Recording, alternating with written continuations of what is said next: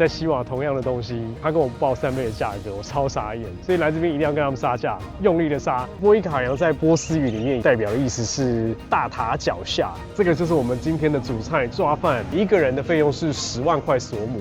点了灯是不是感觉很魔幻，对不对 ？Hello， 各位好，这里是路径濑湖，我是 Able。我们今天花了6、7个小时的时间，穿越了非常巨大的红沙漠，来到这个城市叫布哈拉。布哈拉，我是住在算是老城旁边的一个民宿，那个民宿还蛮漂亮，它有一个很漂亮的院子。房间其实有点普通啦，所以我就没有拍给大家看。不过这个房间很便宜，有一个晚上双人房大概是1000出头台币，还有包含早餐，我觉得非常的划算，而且它走进来这个市中心大概只要1分钟，超级快。今天这一集的内容就是要带大家好好的游览一下这个布哈拉，然后顺便感受一下这边当地的生活氛围。这边有一个外号叫做中亚的露天博物馆，跟西瓦差不多类似的名称，而且蛮有趣的。西瓦跟布哈拉在汉国的时期，他们其实是2个对立的国家，而且非常的敌对。但是后来都被俄罗斯帝国入侵了嘛，入侵了之后，后来就被并到那个乌兹别克里面去了。我们来跟着一群人进去看这个里面是什么。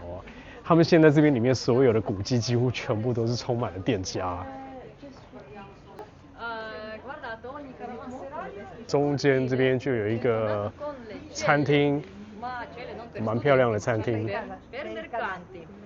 中庭这边啊，就铺着很大块的一张地毯，摆了一些桌子，这个晚上吃饭应该非常的有气氛。上面这个地方就有很多店家，有些店家上面还会写手作的那个日文哦，那代表说这边应该日本人蛮多的。这里以前有一个外号叫做鹳鸟之城，原因是因为曾经这边到处全部都是鹳鸟，他们会停在这边的宣礼塔，然后会停在这边的屋檐上面，但现在一直都没有了，因为后来苏联时期它的灌溉工程把这边的水源就是全部都截断了嘛，然后还有这边很多水池都被填平了，所以慢慢的这些鹳鸟就到最后就绝迹，他们就不过来了，所以到最后这边一只鹳鸟都没有。这边还是会看到很多模型啦，他们的剪刀就会做成鹳鸟的造型，因为鹳鸟在之前是算是他们的守护神。不过我觉得相较之下，布哈拉这边的观光发展起来比西瓦还要再更成熟一些，因为这里的范围比较大，古城里面跟居民的生活是有点融合在一起，所以在这边感觉上比较不会那么容易到处每一家都是那种开高价的那种感觉哦。可以看到有一些就是比较正常价格的。那另外在饮食的部分，这边也蛮容易看得到一些西式的食物，不用担心说好像就只能吃一些 local 的东西。现在走进来的这个地方，这个穹顶叫穹顶交易所，以前是拿来换钱的，是一个货币交易的中心。给大家看一下非常漂亮哦，这个穹顶的构造。我没有想到今天天气这么凉大概只有22度左右。目前在西瓦的时候，每天大概气温差不多都是30度、31、2度。超热，超级热。这里跟西瓦一样，大部分的建筑，比如说像清真寺、经学院，还有宣礼塔，都已经失去当时的作用，所以在这边听不到就是他们每天5次要做的那种礼拜的广播。我们现在走到了这个地方，叫做 Labi House， 旁边是一个伊斯兰的经学院，然后你们看到眼前这个水池，比较热闹的地方就是围绕着这个水池，然后扩散出去。这棵是他们的古桑树。这棵桑树应该是已经挂掉了，但是大概历史差不多应该有500多年左右。水池的2侧有2间伊斯兰学校这个是其中一间，现在已经改建成小型博物馆已经没有学校的作用了。现在带你们去看另外一间神学院另外一间现在已经没有作用了啦，但那间蛮特别的它的墙壁上有一些非常特别的东西，给你们看看。我现在背后这一家神学院，它同样也是失去作用，大概是差不多建于16世纪。上面的西格摩那个神鸟是他们波斯神话里面的一个动物，在当时伊斯兰教其实在整个建筑里面是不可以出现动物跟一些膜拜的这种偶像的行为，所以这一间建筑在当时建起来的时候，被他们视为就是有点像是挑战传统跟异教的那种概念。上面如果你们仔细看的话，还会看到一个太阳神的符号哦。现在好像正好有开放啊，我们进去看看。里面现在同样也是很多这种小店啊、餐厅啊、手工艺品的这种陈列。哦，里面进来还蛮大的。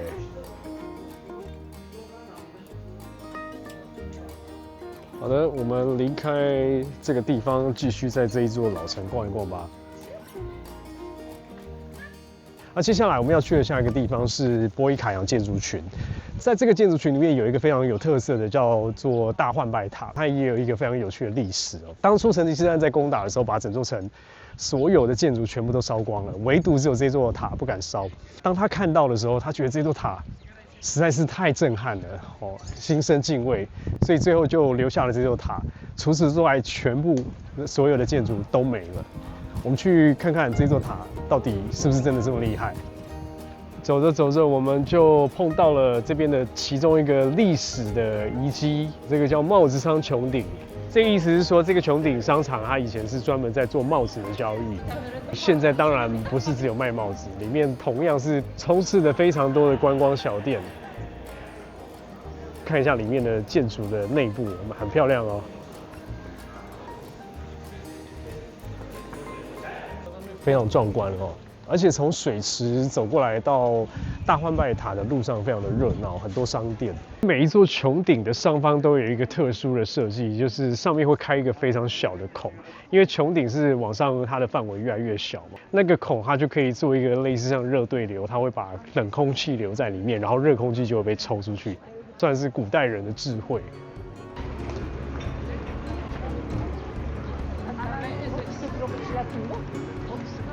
刚刚在影片中还自信满满的跟你们讲说，在布哈拉这边比较不容易碰到被当盘子砍的事情，我错了，我在这边跟你们道歉。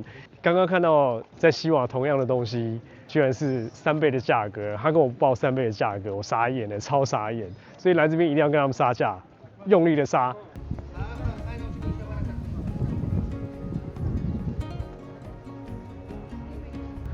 这边好像又是一个穹顶哎。等一下再来逛好了，我们先去波伊卡扬建筑群那边。这边随便一张地毯都非常惊人哎，好漂亮。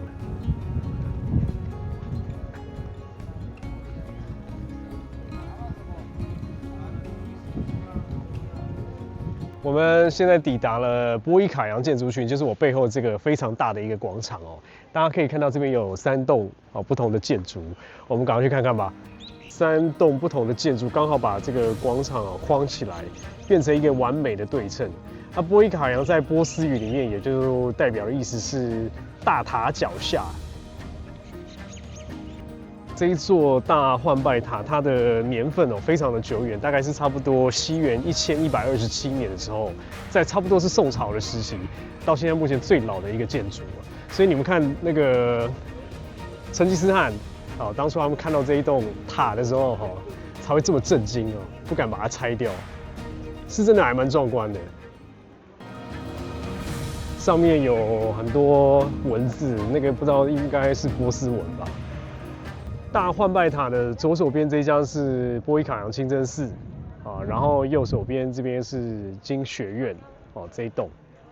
经学院，然后里面现在也有很多的商家，不过这个进去是要蛮漂亮的哦。我刚刚问了一下，是15000的索姆，还蛮便宜的。我们进去看看吧。进去这边的话，有一些相关的规定比如说女生进去就全部都要戴帽子，这个是她的一些穿着的规定。好吧，我们进去吧。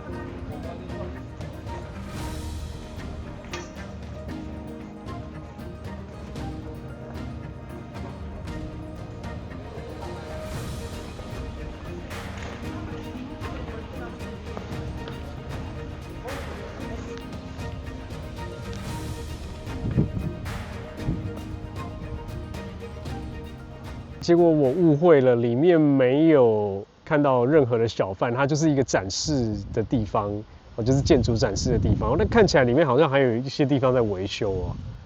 我们进去走一走吧。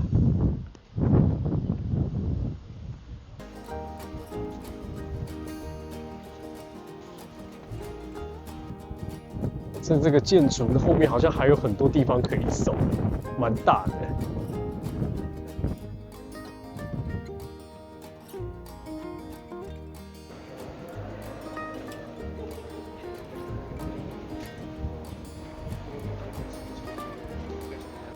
当我转身看过来的时候，我发现这个角度非常的惊人对称，有没有？你们看这个拱门跟这个建筑，好像一点歪斜都没有啊，超厉害！我们这边参观的差不多了，里面还有很多地方是还没有整修好，所以我在猜，等整修好之后，这边应该就会开放很多的摊贩进驻，因为毕竟这样就有租金，可以帮忙维护这边的环境。大换白塔很漂亮，对不对？大家看一下这个大换白塔，看那个塔不用钱呐，进来这个地方要15000，15000其实也还蛮便宜的啦，就大概差不多30-40块吧，30-40块台币的价格，我觉得还算蛮值得的啦。那接下来我们就继续在这个布哈拉的古城里面走一走、晃一晃吧。这位现在是我们从西瓦到布哈拉的时候在路上碰到的一位欧洲人，然后他是从比利时来的，而且他们是骑脚踏车，然后前面有个篮子就装着这只狗狗，超厉害，我真的是觉得超厉害。他叫 Mira， 嗨，我们现在要去的下一个地方是叫做萨曼尼陵墓，它不在城的中心，它在离中心的位置差不多1公里多，走过去大概差不多20几分钟，我们就慢慢散步过去，带你们去看看那座陵墓。非常的特别，它有一些几何图形，然后长得像是一个编织的篮子，很特别哦。这个是路边的小贩，公园这边路边都会有一些果汁摊，这个好像是石榴汁哎，对，真的是石榴。这个就是萨曼尼陵墓啊，那个外观是不是真的很像一个编织的篮子？好的。我们就进去参观一下这个壮观的建筑吧。这个陵墓里面是不是非常的壮观？非常像是一个大型的编织篮，里面全部都是用一块一块的砖块，用横的、直的慢慢把它堆叠起来。就连穹顶的这个部分，大家看一下这个穹顶的部分，里面这个地方也是用砖块这样慢慢把它叠成一个弧形的，非常的厉害，很漂亮，对不对？那这里也有一个蛮有趣的历史，就是当时成吉思汗在打这里的时候，因为他把整个布哈拉全部都夷平了嘛，这里是埋了萨曼王朝的3代都埋在这里。这个地方当时却没有被毁掉，为什么？因为它被风沙盖住了，盖起来之后超级像一个小土丘，结果成吉思汗就看走眼，就没有把这边毁掉。是到1930年之后，考古学家才慢慢的把它清出来的，是蛮有趣的一段历史。好的，现在我想要去找一家餐厅吃啊，这家餐厅好像不太好找。可以姑且算是隐藏版的一家餐厅，听说蛮好吃的啦，我们去看看。我这边的路都好像哦，我好担心待会吃完饭找不到路回去。有没有？你们看一下我的这个后方，这些房子啊都长得超级像的。走在这个巷子里面，我发现有很多民宿跟小旅馆都开在里面，只是不知道为什么人这么少啊。这个时间是大家都来吃饭吗？画面里面很多小朋友哈，这几天在乌兹别克感受真的蛮明显的，1/3以下18岁的人口，这一点让我感受非常的深哦。因为看到了这个 Laziz House， 我不知道有没有念对。OK， 进去看看吧。这个藏得这么深，到底是真的没有靠 Google Map 找不到哎，超难找。哦，这个看起来真的是很像私人餐厅的感觉。蛮酷的哦，我们的吃饭的地方在上面，我们上去吧。Sorry I'm late.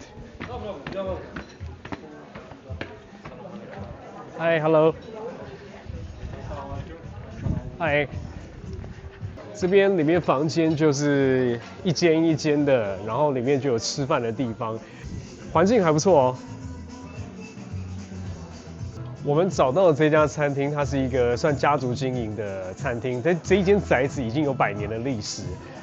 他们只有卖一种东西，就是抓饭。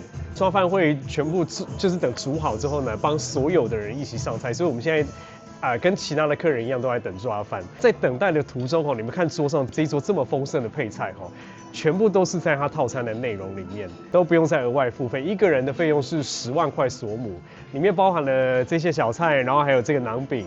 那饮料是另外付的。我们刚刚问了一下，这个可乐一瓶大概是差不多2万块索姆，我觉得非常的划算。一个人如果说10万块索姆折算台币的话，大概是差不多260、270左右，真的很便宜。我们待会来吃吃看抓饭好不好吃。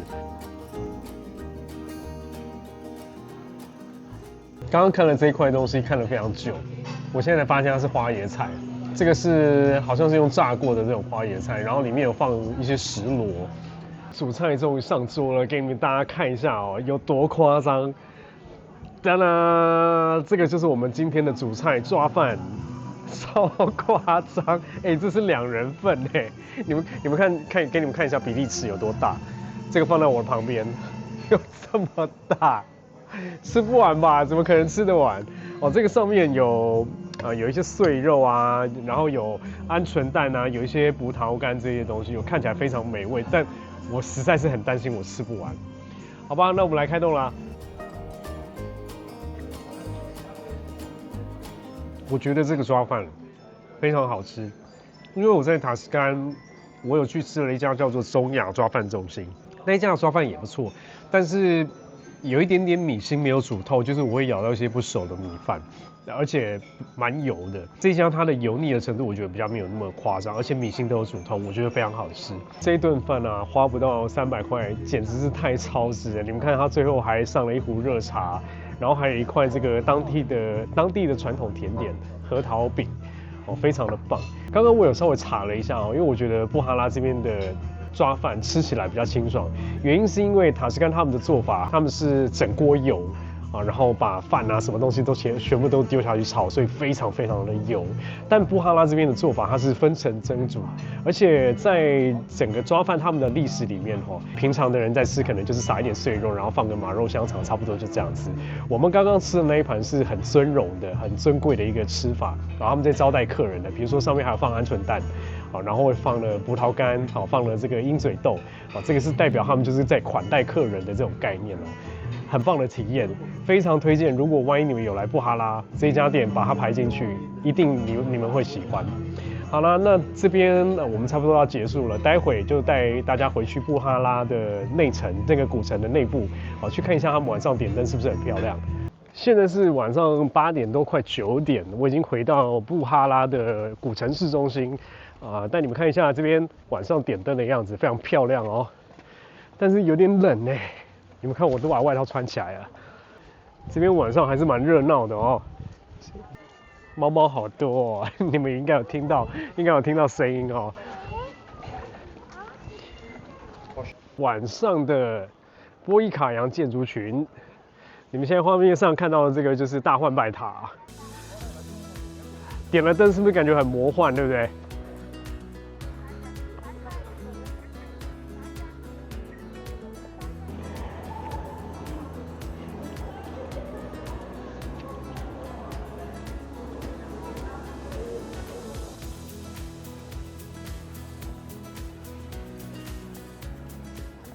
大家在看到我们都跟我们こんにちは讲了一堆日文，还好我也会几个单字。水池边的热闹景象，还是蛮多人在外面吃饭的啦。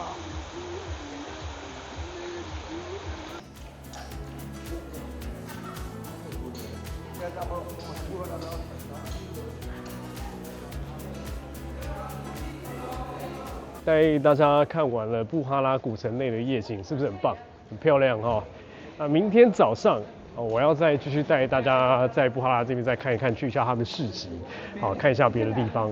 我们待会见。咻一下就早上了接下来我们抵达这个地方，就是布哈拉这边非常大的一个 bazaar， 规模超大我之前在塔斯干还有其他的地方看，好像还没有这么大带你们去看一下，这个 bazaar 很大。里面还有喷水池而且巴萨的对面还有一些小商场，但我们没有要过去。我们就去看看这个布哈拉人的厨房，可以这么说，百货商场吧，厨房，走吧。非常热闹哦，今天刚好是礼拜天，然后天气也非常好，比昨天好太多了，所以人全部都跑出来了。你们看那个观光警察就从我面前这样走过去，这边到处都是这种观光警察，所以非常安全。这个是巴萨的其中一个区块，可以看得出来非常的干净哦，而且很整齐，视觉非常的清爽。我们进去走一走吧。馕饼真的对他们来讲很重要哎，馕饼的这个中间会特别就把它压得比较扁哦。这个是有一点智慧在里面的哦，这样子的话可以防止太快受潮，然后还有就是防止它发霉。有许多的新鲜水果、蔬菜，哦，这个桃子应该是桃子吧？看起来感觉也非常好吃。还有好几种桃子哎，那个橘色的不知道是什么，应该是杏桃。这一家香料摊有卖一些花草茶。番红花，你们看一下，这个应该就是番红花，整盒全部都是番红花，然后有一些孜然在他们这边也算是一个特产哦。这整区应该感觉起来都是卖一些生鲜蔬果，一些他们日常的食物的地方。我们稍微看一下，就去其他的地方晃一晃。Where from? Taiwan. We're from Taiwan. Taiwan. Yeah. 有没有觉得这个 bazaar 很大哈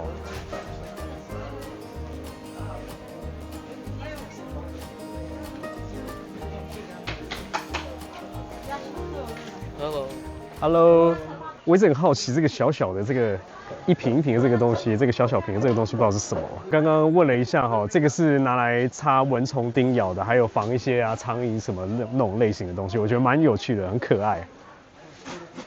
乌兹别克人对观光客其实也都是蛮好奇的，走在路上大部分也都会问说，你们是从哪里来啊？通常他们都会问说Japan， 然后再来就问 China。但是我们跟他说台湾的时候，大部分的人也都知道台湾哦。这一区好像全部都是卖一些干果、坚果这些类型的东西，大家有看到哈？一袋一袋的摆得整整齐齐。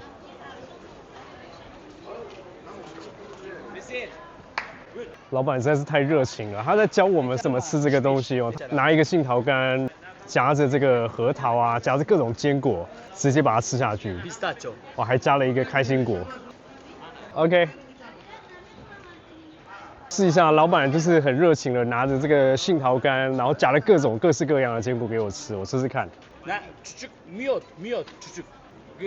very good.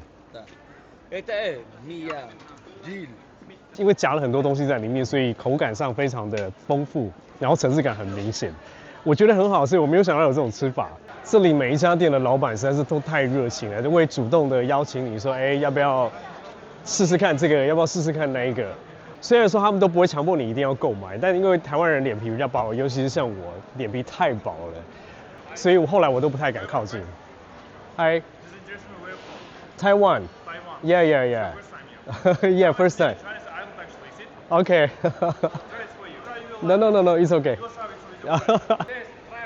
你看，有马上有一个很热情的，就是要请我们吃东西，是不是非常的热情，对不对？一直叫我们吃，太热情了。Hi. So cute.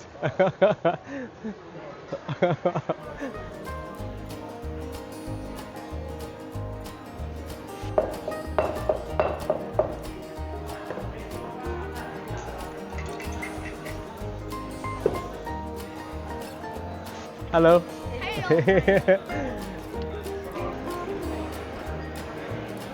市场超干净的，逛起来很舒服。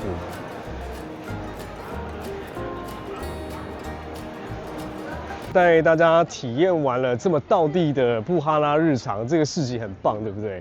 如果你们想要感受这边最日常的生活的话，来这个市集准没错，而且可以买到很多一些值得带回去台湾的当地特产，我觉得很棒。那现在接下来我们要离开这个地方，带你们去看另外一个可爱的小景点。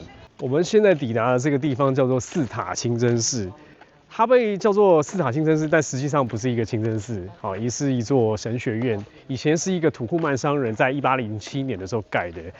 不过整个范围的建筑大部分都已经毁掉，只有留下现在这一座比较特殊的门楼，照起来非常可爱，很像那种明信片的封面，四个塔小小的，带你去看看。这个四塔清真寺真的很可爱哦，你们看那四个塔上面的蓝色小帽子，超可爱的。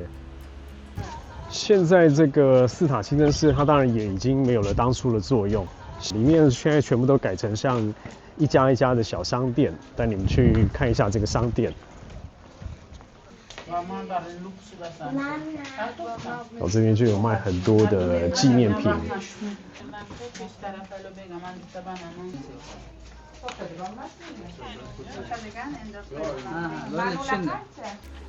在这个四塔清真寺的对面有一家卖这种二手旧货，然后跟各式各样的纪念品的店，然后同时有卖一些像地毯啊什么的，就杂七杂八什么都卖。